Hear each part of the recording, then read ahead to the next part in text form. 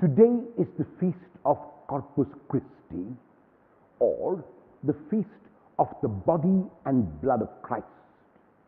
The gospel text is from the Gospel of Luke and narrates the incident of the feeding of the 5,000 with 5 loaves and 2 fish, in which 12 baskets were gathered.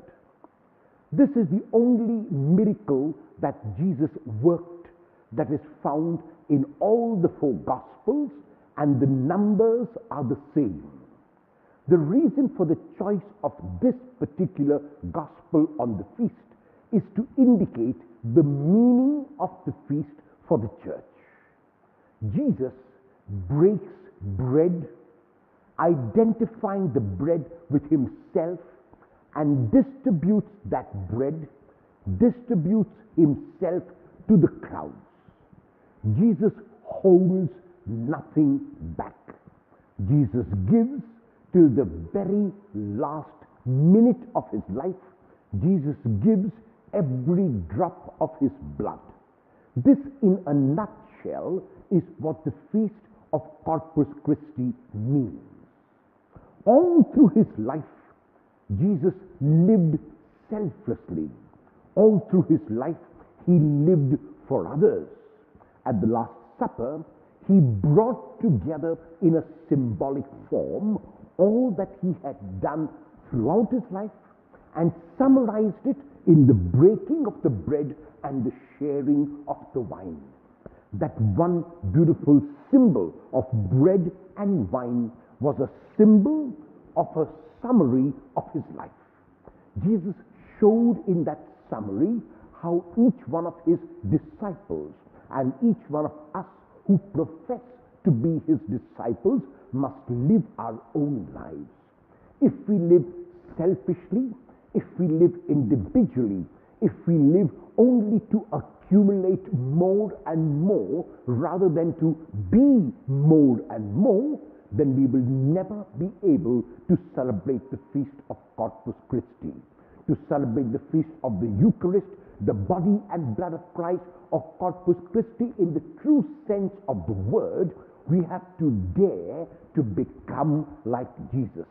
This is what Paul says in the second reading of today. He received directly from the Lord, that the Lord himself communicated to him what it means to share, to give, to love.